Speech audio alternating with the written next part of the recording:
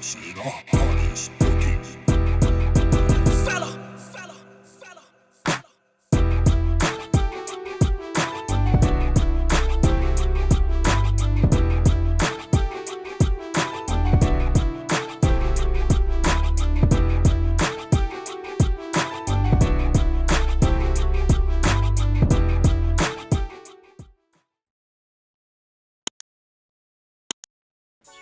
Hi, this is Samantha Mogwe and welcome to the Q&A with your favorite staring me. Okay, let's get through these questions. This is gonna be interesting. This is the first question from So Vague. I don't know how to say it properly. Samantha, was still waiting to see that husband you never post. Is that a question? That's not a question, that's a comment, right? Does it count? It doesn't count, it's a comment. Okay, next one. Okay, Pina Yele, yeah, I'm not ready for change. Inspiring. Yo, guys. So, when I wrote that song, it was a very, very difficult time in my life. A lot of people think it's about heartbreak in terms of relationship, yamjolo. It is not about hojola. It's actually about a heartbreak from losing a loved one to death. So that's where I wrote it from. It was a song that I needed to write to heal.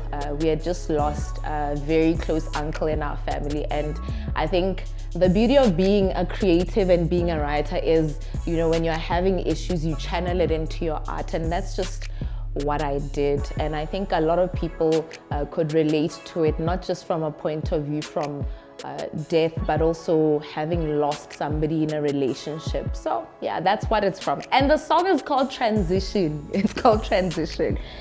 Let's get to the next question. Okay, hey Sammy, this one is from Troy. So usually when you compose a song, what's the one thing you would say remains the subtle lead in how you intertwine your lyrics in a piece? Okay. Everybody needs a friend, and I want to believe the most challenging part of being a public figure is that every person may want to be your friend. How do you keep up with us as your friends, fans, and family, if I may put it, to make sure that you are who we hear in the beautiful songs you always share with us? Okay, the first part of the question. When it comes to composing songs, I think it also just depends. It depends on if somebody has sent you an instrumental and how it makes you feel. Now, when it comes to writing music, when you listen to songs that are written in a key with minor scales are usually very emotive and sad. And so what often happens when people write music, you'll realize for a lot of the sad songs come in minor keys. Major keys are usually for happier songs. And so I listen to the feel of where the instrumental is taking me, whether it's somebody playing a guitar or a piano or whatever it is, or a beat that's been sent to me. I just listen to how I'm feeling. Sometimes the lyrics come before the music. I literally can come up with a melody and I'm like, oh my goodness, I need to record this before it goes. And I will record a voice note, or like I'll just piece together lyrics that I had written from a while ago, and it just sometimes fits. There's never a clear-cut process of how I write my music. It just depends on what I'm feeling, on what I'm hearing, on where I am in my life, on conversations that I've had with my friends. So there's no clear cut. And then the second part of your question, Troy, in terms of friendships, being a public figure and how I maintain and keep up with friends, fans, and family. I think it can be hard to really make friends the older we get in this journey, but a lot of my close friends are people that I've known for more than 10 years. I'm not even gonna lie to you. It's people that I've known. My friends are just very normal people. Most of my close friends aren't even in the industry. Like, I've got friends who are lawyers, I've got friends who run their own businesses, but are not even creative at all. And so I think also that also helps me because I gain perspectives from just the normal person, and I guess that also helps me grow. Yeah, I don't know if I answered you properly, but yes. Next one. This one is from Noah Isaac. It says, describe your music journey in one word. I talk a lot. How do I do that? I don't know if I can describe it in one word. Okay, one word. Interesting. Interesting. What is the biggest highlight in your music journey? Yo, guys, this is so difficult. I've had so many highlights. But I think one that is really, really, really close to my heart is the time when I performed Go Mahika Mahikeng, you know, and just knowing that I was representing Botswana, and you know, the crowd was just so impressed with the set that we put together. And I remember walking off that stage because when we walked on, so many things were going wrong. So many things were going wrong before we walked on the stage. We had issues with accommodation before that, like things were just rush. And I remember just getting on stage and I'm like, nothing is going round. We try to do sound check and I couldn't hear certain things. And you know, Nakone Chailen, you know, the stage director was like, you know, it's time. You guys just need to start, whether you can hear or whether you can't hear. And it's always in those moments where you feel like things are going wrong, where, I don't know if I should say, where God comes through for you. Like when you're on stage in that moment and everything, the chaos just disappears and you do what it is that you love to do, and then you're received so well. I think for me, that was a big highlight. Just constantly being reminded that despite everything that goes wrong, also the crowd never knows when things are going wrong, right? So, you know, just being received so well, that's one of my biggest highlights. Gosh, there's so many highlights. I'm trying to think from the top of my head. There's so many amazing things that have happened in my musical journey. Being able to meet certain producers, being able to interact with fans, I think for me, that's a big deal because so often, you know, we're writing in our little corners and singing in our little corners, and I know for me, I never really think beyond what I'm doing can have such an impact on people. And then you bump into people, Moshopong, or wherever it is that you're at, and somebody tells you that something you did that you didn't even think was a big deal is actually a big deal for them. So I think for me, that's also a big highlight, and that really keeps me pushing in terms of what it is that I do and what I love to do. Okay. This one is from Chedza Bohosi. How did you get sexier after each pregnancy? I want to know the diet, the exercise routines, the daily affirmations, the prayers, etc.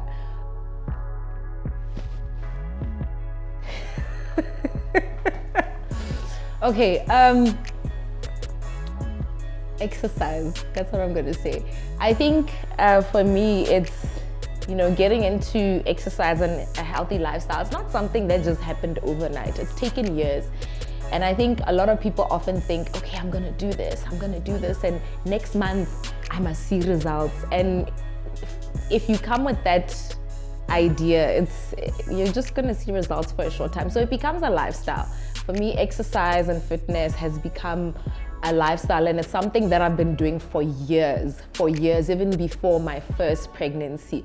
And I wake up most mornings and I don't even want to exercise. I'm not going to lie to you. There's most mornings where I'm just like, why am I doing this? I don't want to wake up at this time to exercise. But I think the discipline of it really is what pushes me to keep working out. I remember last year during when COVID, you know, now became a public thing, and I was like, I don't know if I can exercise from home, because at the time I was in my first trimester of pregnancy. I couldn't risk going to the gym because we weren't quite sure what this COVID thing was. And just the idea of working out on my own at home, it was so difficult, but it's something that I did the whole of last year. And even this year, it's still something that I'm still doing. I haven't gone back to the gym, but also I've got a good support system. You know, you've got technology, you've got Zoom, you've got whatever it is that you want to use. We work out as a group through technology. You see the faces of the people you're working out with, and that's what keeps me going.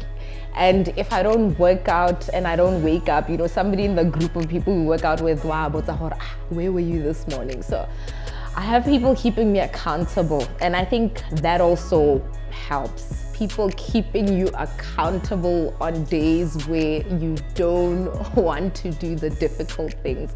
So I think that's what helped me, Chedza. Okay. Laleti Mishek. Are you able to balance your career, your family time? How do you manage everything? You know, I find this question so interesting because I had a conversation with a friend of mine about how I often wonder if men are asked the same question after they get married and have kids. How are you able to balance all these things? And it's a very interesting question that I find interesting that women are often asked this question. Look, honestly, I don't know how I balance it. I'm not gonna lie to you. I think it's just schedules. Sometimes schedules clash where I have to do something, and then at the same time I realize, wait, I have to pick up, you know, my son from school at that time. Can I really make it? But then also, I think also support structure, you know, co-parenting really helps. It helps when you've got a partner who's also hands-on, so you're able to balance things. When I'm not home to do certain things, my husband takes over. If he's not there to take over, Granny takes over. I think that also brings into play the idea that bana ba godiswa in a, you know, by community. You know, we've got people who step in to help when we can't do certain things. So balancing, I don't know, it's just schedules. Most times I have no idea what I'm doing. That's the honest truth. People don't tell you that we're all winging this life thing. We don't know what we're doing. Oh my goodness, Banyati Sam. How much do you charge for a feature?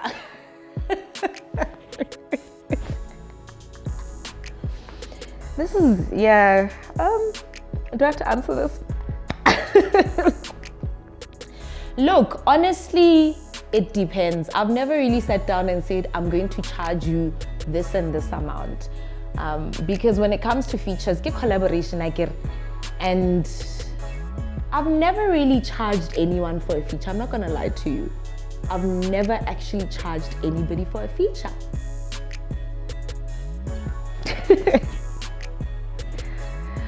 When are you going to make a collaboration with Amantle Brown? Amantle, the people are asking. So we need to get into studio and come up with something. Yeah. Samantha Mogwe, after making a song, this one is from Nelson Motatubi. After making a song with Ice Cold Mob comprising of Sal Angel, do you think in future it would be a good idea for your music to collaborate with the new Ice Cold Mob? Okay, after working with them, was there any tension among them? What advice would you have given if there was any? Working with Ice Cold Mob, okay. I didn't read any tension, I'm not gonna lie to you. I didn't read any tension because how we were working, it was such a busy time. Like some of the guys were still in school, studying different things. I think they're still in school. I think only Kansas kids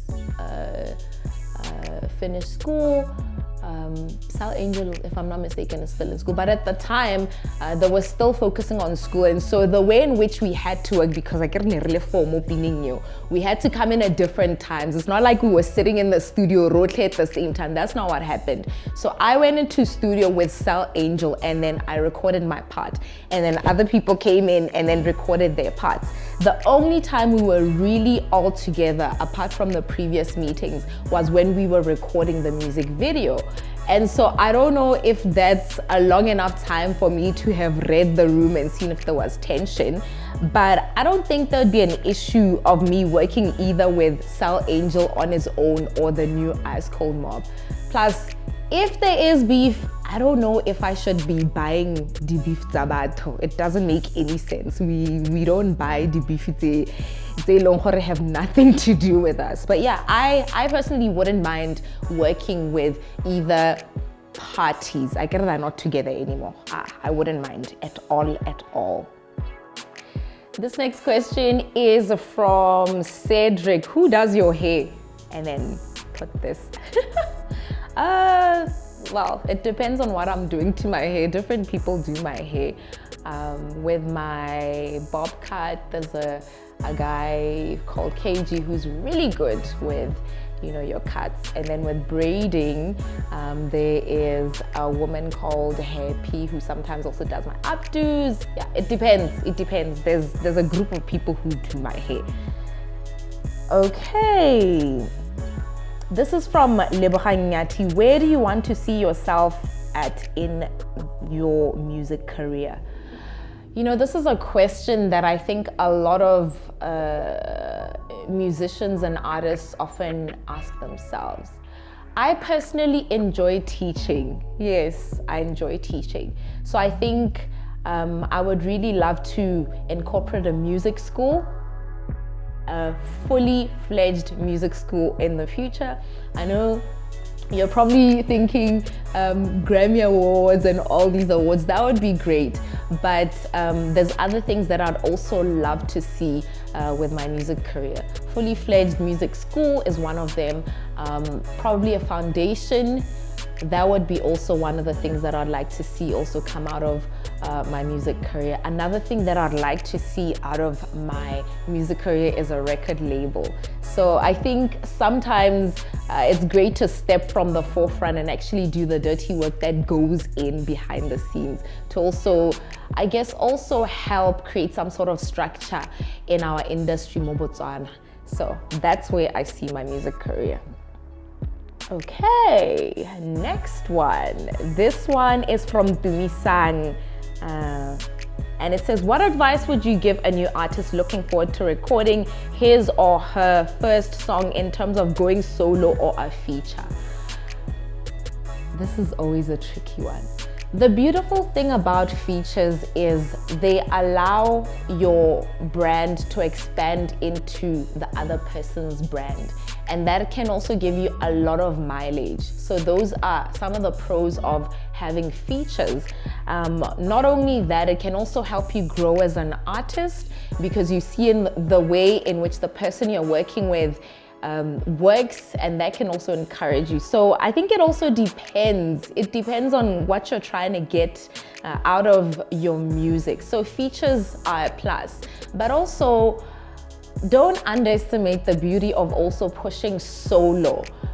Some people have gone out there and pushed solo from, their first releases. But I think,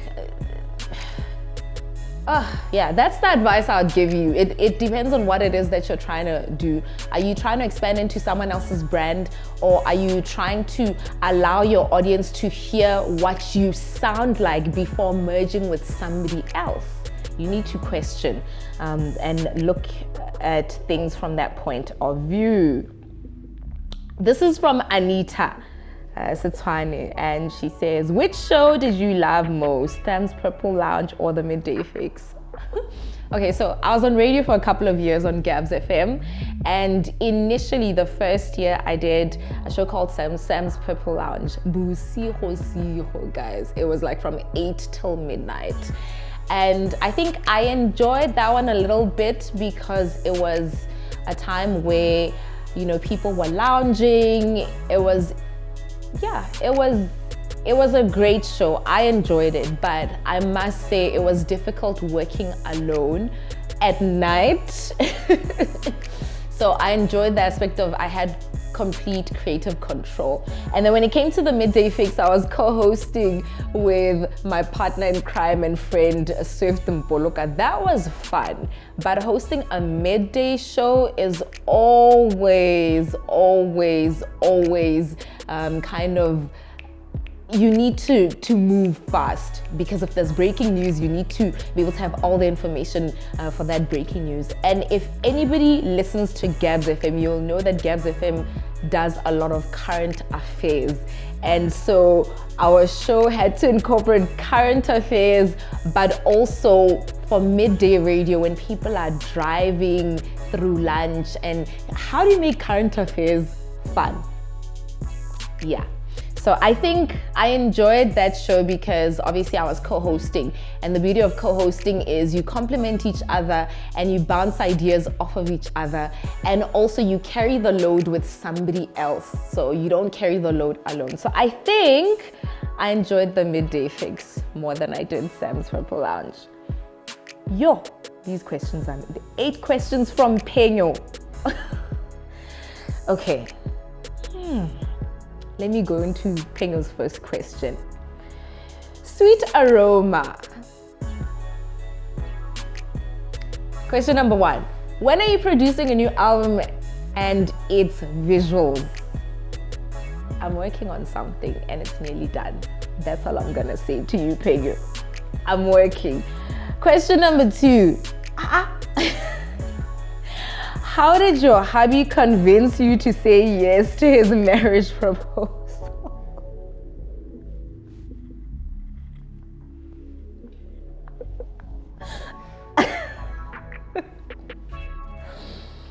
What did he have that other guys that approached you before didn't have? Okay. Yo, I can't run away from this question. Okay. How did my husband convince me? I think the first thing that really convinced me, obviously you have to be attracted to the person you're getting with, right? Yeah, so I was attracted to him, first of all. Secondly, I watched how he treats other people. You know, it says a lot, the way in which a guy treats other people, even though he can't technically get anything out of them, you know, from your street vendor to your security guard to somebody who's often seen as high profile. I watched how he treats people from different socioeconomical backgrounds, and he treated them all and still treats them all with the same level of respect. And I think for me, that said a lot, because if he can treat somebody who can't give him anything with dignity and respect, then surely how's he gonna treat me? And you know, I think I didn't get it wrong. I feel like I made such a good decision with using that as one of the markers for saying yes to husband. I call him husband. Yeah. Yeah. Gosh, now I'm blushing. Okay, let me center myself. Yeah. Question number 3. What's your experience of marriage and what do you love or hate about it? You know, I feel like marriage is such a beautiful thing if you're married to the right person. And also understanding that it's a journey. You know, it's a journey. There's ups and downs, and you know, it's not gonna be smooth sailing throughout. If you understand that, then obviously it becomes beautiful in all its complexity. I was having a conversation with another friend of mine, and we were talking about how, you know, I feel like sometimes the idea of marriage isn't something that a lot of people talk about. We'll often hear the terrible sides of it, and it's so sad that we don't have a lot of people, you know, talking about the beautiful side of marriage and their experiences. And so what happens is a lot of people are afraid to commit because we don't celebrate the good marriages enough. But Yeah, my experience so far has been great, and I honestly feel like I've grown as a person. You always want to be with somebody who's pushing you to be better, and you yourself should also be pushing that person to be better. So yeah, that's been my experience so far. It's been great. Number 4, what's your experience of motherhood and what do you love or hate about it? Oh, guys, motherhood. Motherhood is so interesting. I'm now a mother of 2. My first child was such an easy baby. My second one is not an easy baby at all, and she is giving us a run for our money. I'm not even gonna lie to you. Most days I feel like I have no idea what I'm doing.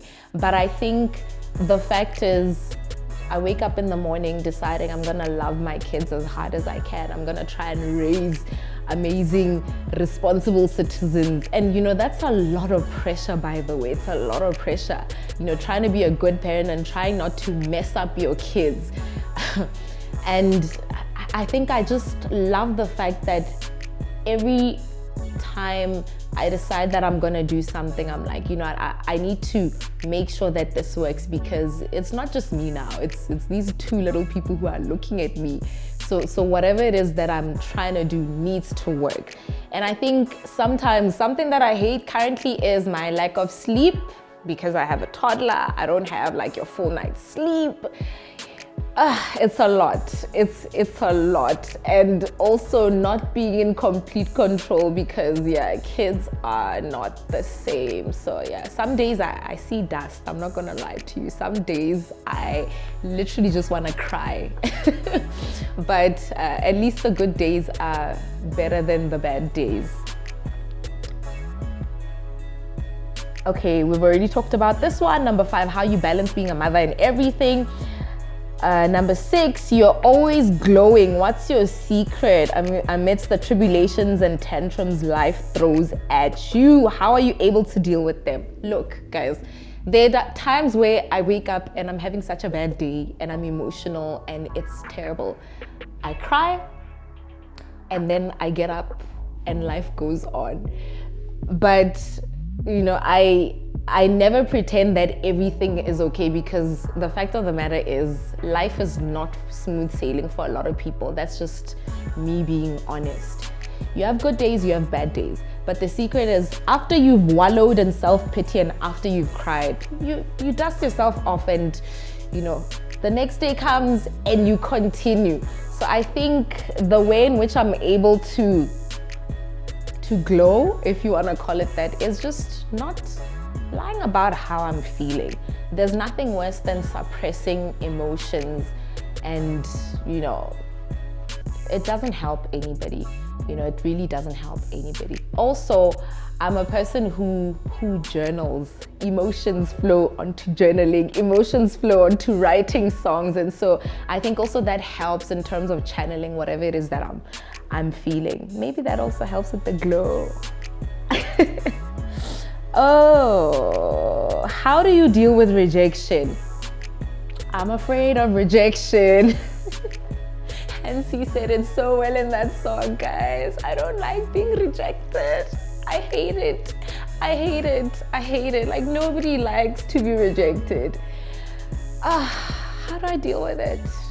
I wallow in self-pity for a few days and then I just move on. I just move on. You can't always get what you want, right? You can't always get what you want. Okay. What's that thing that you fear or love? I think currently my biggest fear, and I think for any parent, is having to bury your child before you go. That is my biggest fear, and I'm not even gonna lie to you, that literally is it. No parent wants to bury their child. And so the things that I do, I'm really trying to make sure that when my time comes to an end, my kids are sorted. That's my biggest fear. What is my biggest love? Apart from the cake and food. Oh, I love so many things. I don't know what my biggest love is. I love God, I love my family, I love my friends, I love what I do, I love makeup, I love eating nice food, I love to travel. Gosh, this is so difficult. I love nice things. That's what I love. Okay. This is from Benjamin Cullerman. If you were given a chance to choose any international artist overseas to collaborate with, who would it be and why? This is a difficult one. One artist that I've really grown up looking up to is, gosh, this is difficult. Is there one, two? Does it have to be overseas? I love Lauryn Hill. I love Lauryn Hill. I love her soul. She's just absolutely amazing. I feel like her album Miseducation of Lauryn Hill came out so early, and 20 years later it's like music that you can still listen to and vibe to. It's got like so many gems, hidden gems. I also love Brandy. I love Brandy. I grew up listening to a lot of her music, so a collaboration would be amazing. Does it have to be overseas? Does it have to be overseas? In Africa, I need to put you on. There's this young R&B singer from Kenya. Her name is Nikita Kering. You need to find her stuff. She is absolutely amazing. So Nikita, if you're listening to this, we need to do something together because you are so amazing. This one is from Manny Manolo. And it says, what question would you most like to know the answer to? Question mark. If someone could narrate your life, who would it be? Lastly, are human beings better at creation or destruction? Who would narrate my life? Yo, guys, sometimes I feel like my life is a movie. Like so many unreal things happen. Who would best narrate my life?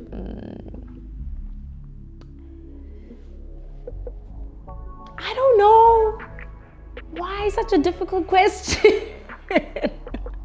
I honestly don't know. And then for human beings, creation and destruction. I feel like destruction comes when greed comes to play. A lot of times when human beings ruin things, it's because it has to do with, wanting more power or wanting more money.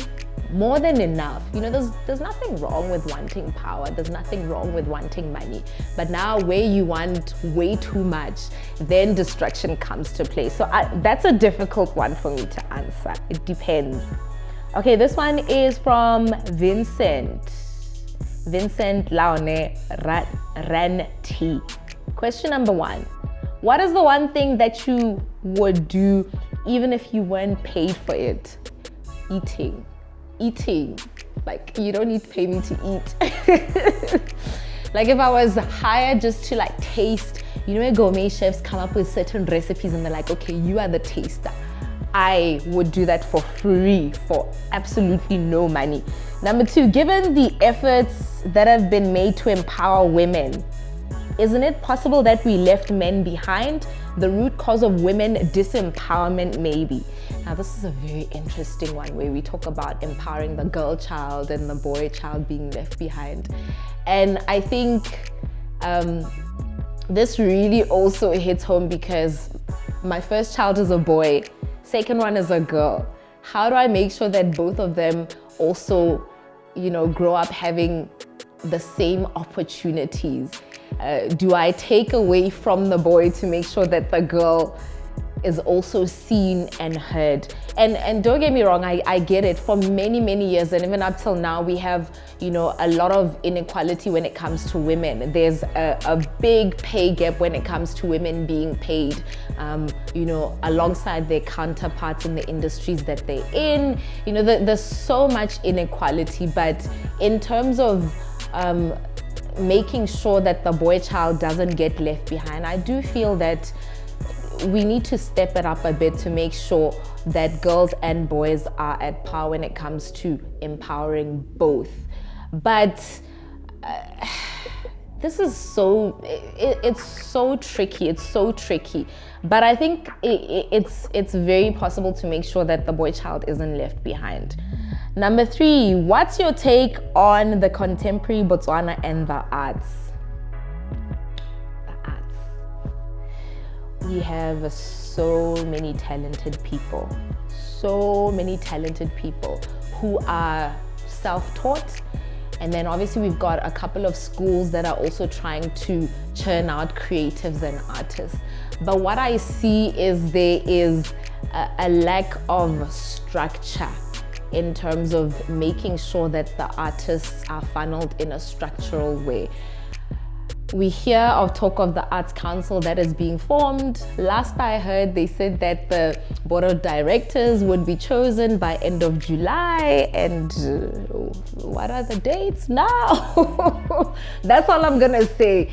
You know, there's the Arts Council that's coming, and you know, things like that. It reminds me of why Cast was walking. He was walking for the Arts Council to be created. And I guess that is a kind of win, but we are so far when it comes to making sure that, you know, the creative sector and the arts is you know, makes money for the artist. Hopefully, all we're living on is hope, really. Hopefully structures come into play that help the artists and yeah, that help artists live within a structured what's the word I'm looking for? Yeah, you get what I'm trying to say. Anita, any international collaborations in the near future? You'll just wait and see, Anita. Gonna keep you getting excited. You'll just have to wait and see. So this one is from Pearl Muthiretsi, and it says, I always marvel at the way you're able to distinguish between your professional and a personal life. How do you do that? Yo, guys, this one is so hard. It's hard. I think I'm constantly aware that some of the people who are in my personal life did not choose to be public figures like myself, and so I have to respect their choices. I've got some friends as well, close friends, who I don't post because I think for them, you know, they didn't choose, you know, to be seen, and so it's just something that I constantly have to remind myself, okay, so and so didn't choose to be seen in this way, so just respect their decisions. It gets hard sometimes because some things I really want to share, and then I have to remind myself, wait, just slow down, Sam, don't get too excited and share, you know, even if the things include me. So I think it's just, yeah, over time I've just gotten used to trying to distinguish my professional and private life. Kaho Kabs says, how true is it that you and Kabelo Mogwe Wakulengan is twins? Wait, we're not related. The first time I met him was at a show, like I think it was 5 years ago, and we joked about this. We joked about how people think we're related. We're not related. It's like having surname ya Phiri. You know how people can have the same surname ya Phiri or Molefe, and you are not related, but you have the same surname? Yeah, as far as we know, we're not related. I've even asked like Baholwane in our family, like, are you related? What's going on? No, we're not related. Why are you not on air, Go Gabs FM?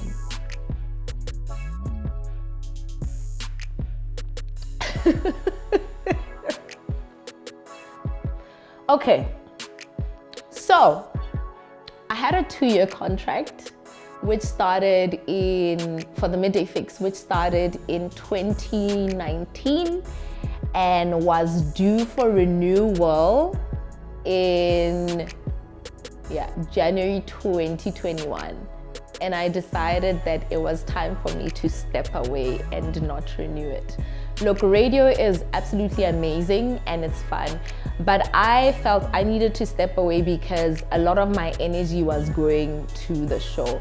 It's not just the 3-hour show. There's a lot of prep that goes into it. There's a lot of reading, constant reading, and I just was not managing to balance out my time. And I wasn't able to push some of the other things that I do. And so I just decided, guys, it's time for me to step away from this because it's just, the balance was not working, basically. I try to be a very well-balanced person, and I know that sometimes seasons don't allow, and that's fine.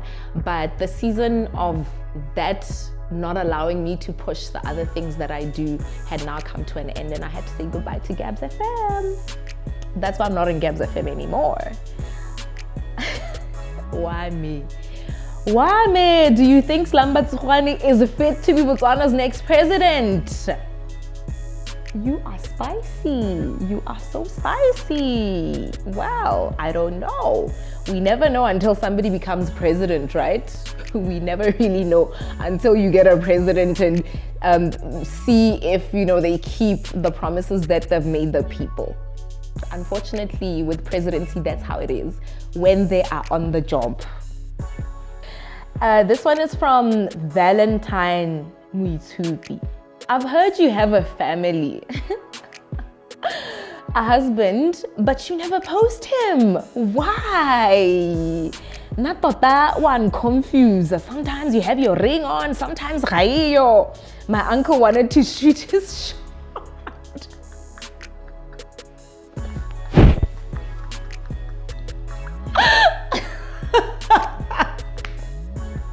Tell your uncle that your comedy said to did to see it 7 years ago. So yes, I've been married for 7 years. I don't post him because he didn't choose this life. So it's something we decided. I don't post him because of that. Sometimes today I'm actually wearing my ring. Sometimes I don't wear it. Last year I didn't wear it because I was pregnant and my fingers were always swollen. So now my fingers are not swollen anymore. Sometimes I don't wear it because sometimes I just forget to wear it. I'm not gonna lie to you. My husband does the same thing as well. Sometimes he forgets to wear his ring. So hey, it's but the truth is, yes, we are married. So right. And my name is Samantha Mogwe, and thank you for tuning in to the Q&As of your favorites. You can find me across all social media platforms, Instagram, Twitter, and Facebook at Samantha Mogwe. Otherwise, there's a lot of stuff that's coming up, new music coming up.